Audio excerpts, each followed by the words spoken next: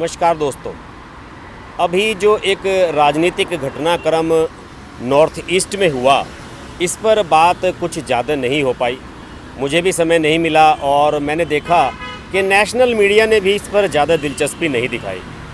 दरअसल इसमें हुआ क्या कि वहाँ पर जो बीजेपी की सरकार है अरुणाचल प्रदेश में, उसने बड़ी भारी संख्या में तोड़फोड़ की और जनता दल यूनाइटेड जो कि बिहार में एनडीए का हिस्सा है, उसके 7 में से 6 विधायक टूटकर बीजेपी में शामिल हो गए। ये एक बड़ा डेवलपमेंट था। हालांकि वहाँ पर 60 विधायकों वाली विधानसभा है और बीजेपी के पास ऑलरेडी 41 सीटें थी और पूर्ण मेजॉरिटी की सरकार उनकी चल रही थी। 2019 में वहाँ विधानसभा चुनाव हुए थे और उसके बावजूद भी ये 6 विधायक उनके जेडीयू के टूटकर बीजेपी में चले गए। इसका कुछ पॉलिटिकल इंडिकेशन समझ में नहीं आया कि ये हुआ क्या। हालांकि राजनीति के जानकारों का ये कहना है कि अब बीजेपी ने धीरे धीरे जनता दल यूनाइटेड को ख़त्म करने की पॉलिसी अपना ली है और जिस तरीके से बाकी स्टेट्स में जेडीयू ख़त्म हो रही है, आने वाले समय में शायद बिहार में भी ख़त्म हो जाए। देखिए, बिहार में कम सीटें आने के बावजूद भी जेडीयू को समर्थन दिया बीजेपी ने और अपना जो गठबंधन का धर्म था वो निभाया। वहाँ पर नीतीश कुमार फिर से चीफ मिनिस्टर बने हैं और बीजेपी ने अपने 2 डिप्टी सीएम बनवाए हैं। सरकार चल रही है वहाँ पर ठीक ठाक। लेकिन उसके बावजूद भी ये जो डेवलपमेंट लेटेस्ट हुआ है, उसके क्या इंडिकेशंस हो सकते हैं, क्या उसके निहितार्थ हो सकते हैं, ये सब जानने की कोशिश हम इस आज के वीडियो में करेंगे। देखिए, जो केसी त्यागी हैं, जनता दल यूनाइटेड के बड़े नेता हैं, उन्होंने ये कहा है कि ये बीजेपी ने सही नहीं किया। उन्होंने कहा ये अमित्रतापूर्ण व्यवहार है और केसी त्यागी जब कुछ कहते हैं तो उनकी बात के मायने होते हैं। बड़े ही सीजन्ड पॉलिटिशियन हैं और हमेशा से जनता दल यूनाइटेड की आवाज़ उठाते रहे हैं, राज्यसभा के सांसद हैं। उनकी जो खास बात है वो ये है कि वो ये जानते हैं कि नीतीश कुमार के दिमाग में क्या चल रहा है। नीतीश कुमार के माइंडसेट को वो अच्छी तरीके से समझते हैं। यही वजह है कि शरद यादव जब जेडीयू के अध्यक्ष थे तो उस समय उनकी जेडीयू में इतनी बड़ी शख्सियत नहीं थी जितनी आज है और शरद यादव जेडीयू से अलग हुए आज कहीं नहीं हैं और अब नीतीश कुमार ही जो हैं वो सब कुछ हैं जनता दल यूनाइटेड के। तो केसी त्यागी की बात में कुछ तो दम नज़र आता है। दूसरी ओर जो बिहार की डिप्टी सीएम हैं रेणु देवी, उनका एक बयान मैं सुन रहा था, वो बीजेपी के कोटे से बनी हुई हैं। उनका कहना है कि फैसला विधायकों का था अरुणाचल प्रदेश के जनता दल यूनाइटेड के। उन्होंने अपने आप फैसला किया कि हमें बीजेपी में जाना है और वो चले गए। इसके लिए उन्हें कोई फोर्स नहीं किया गया, ना ही उन पर कोई इस तरह की बाउंडेशन थी कि वो जाएं और पार्टी के कैसे सदस्यता ग्रहण करें। ये सारी चीज़ें उनकी चल रही थी, लेकिन उसके बावजूद भी वो चले गए पार्टी छोड़कर। और उन्होंने ये भी कहा, रेणु देवी ने, कि इसका बिहार की राजनीति पर कोई असर नहीं होगा। ये बात वो कह तो रही हैं, लेकिन आने वाले समय में ऐसा नहीं होगा, ये कैसे इनकार किया जा सकता है। तेजस्वी यादव ने तो ट्वीट कर दिया, नीतीश कुमार की खिल्ली उड़ाई कि नीतीश चाचा देखिए आपके विधायक उड़ा लिए बीजेपी वालों ने। और अब ऐसा लगता है कि एक दिन यहाँ पर भी यही हाल होगा।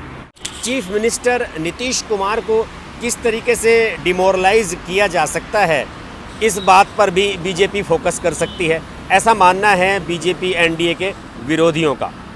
लेकिन अब फ़िलहाल स्थिति ये नज़र आ रही है कि नीतीश कुमार अभी शांत हैं।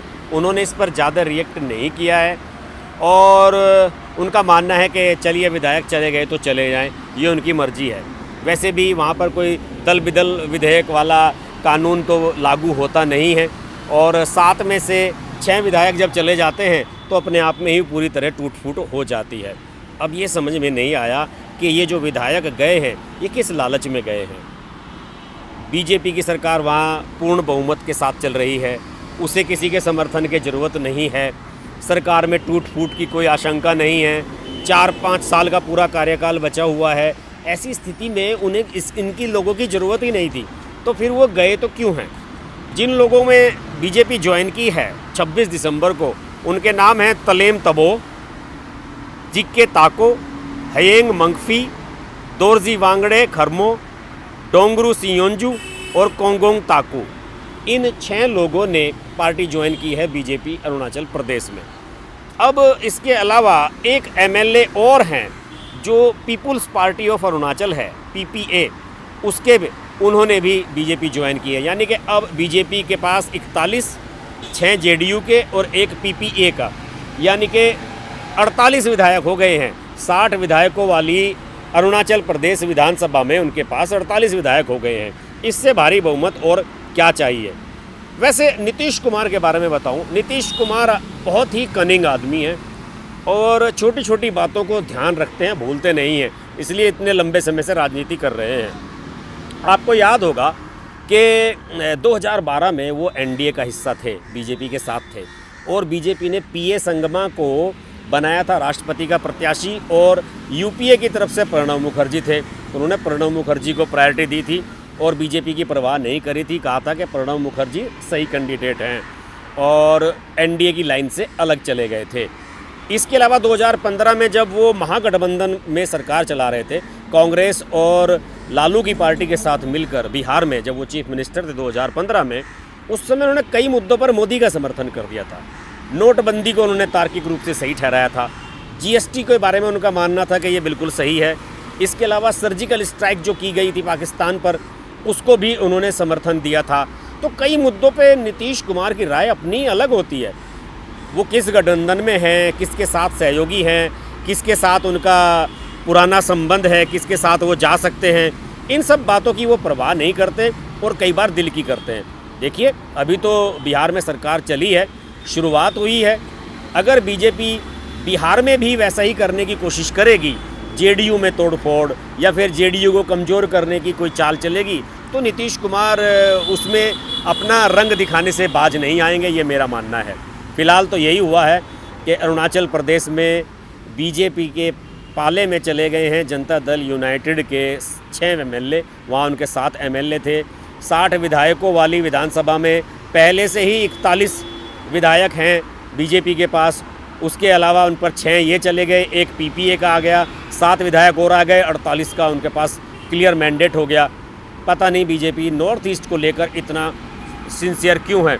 असम में फोकस कर रहे हैं अमित शाह, त्रिपुरा में सरकार है, अरुणाचल प्रदेश में सरकार है, मणिपुर में सरकार है, पश्चिम बंगाल में बनाना चाहते हैं, असम में बिना किसी गठबंधन के पूर्ण बहुमत की सरकार बनाना चाहते हैं अमित शाह।